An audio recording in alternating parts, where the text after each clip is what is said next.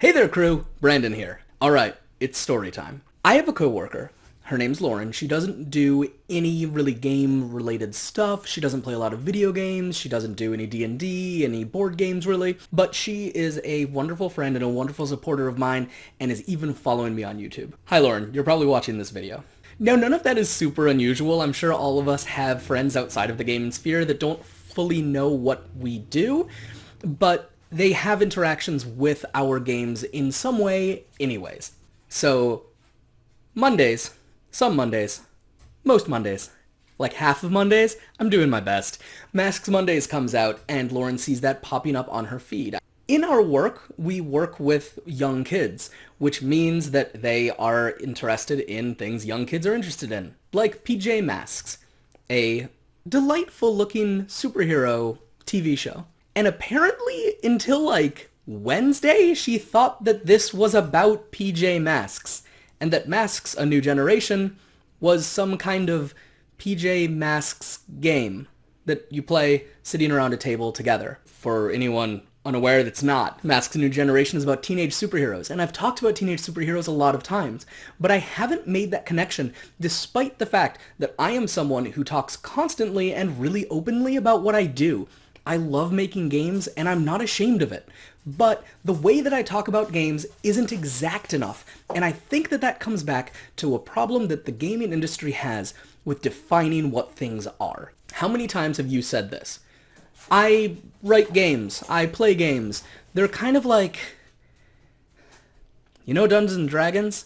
Yeah, I did that literally Tuesday, and it kind of worked. The other coworker that I was telling this about then told me that her son really likes playing Fortnite and watching Fortnite videos. And I'm like, oh, we're so close. But we're not. There is a huge step in between the way that we talk about games and the way that the world understands games. And it doesn't just end there. The way that we talk about how we interact with games is just as convoluted and just as confusing.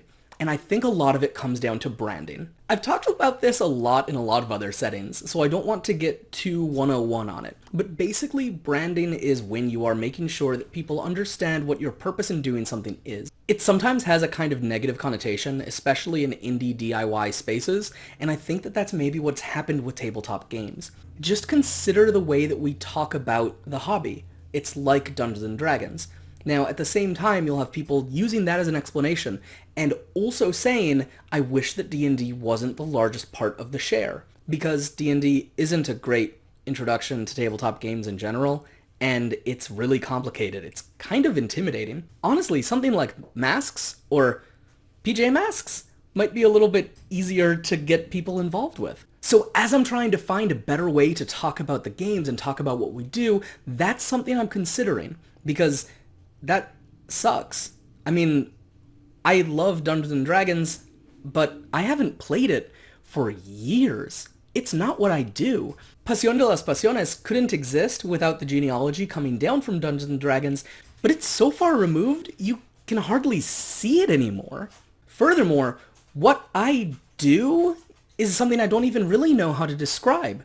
Yeah, I'm a podcaster, I'm also a YouTuber, I'm also a game designer, I also GM games, I also am involved with streaming occasionally, and I talk about it on Twitter, and what do we call that?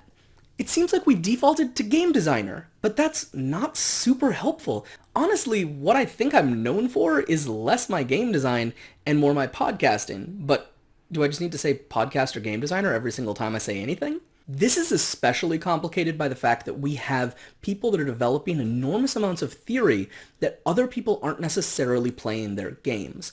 This isn't meant to be a slight on anybody, but there's tons of people who have enormous Twitter followings that get a whole bunch of hits, a whole bunch of views, and are viewed as experts, but if you ask the average gamer, they actually haven't played any of their games. So defining them just as a game designer, while true, doesn't highlight what they bring to our community, which is an enormous amount of wisdom and insight into making games. Contrast that with people that do tons of games that everybody plays. That's not the same job, but in tabletop games, we've shrunk everything down so that if you're making content of any kind, you're a game designer. So who cares, right? I mean, that's a fair question. It might be that nobody does.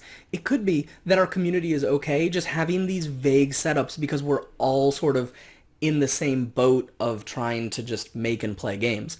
But we're not. We have different goals. And it's okay to own that your goals are different from somebody else's goals.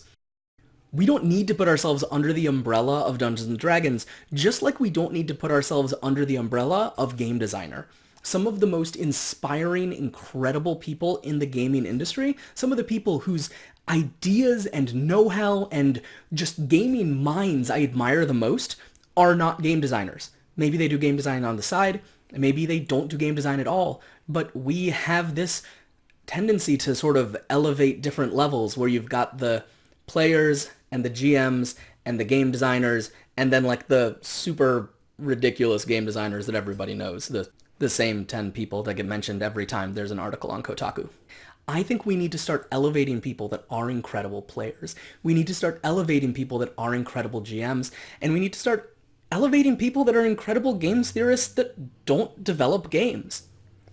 But we need to stop doing that under the general category of game designer. So where does that leave me, and where does that leave describing my stuff I do?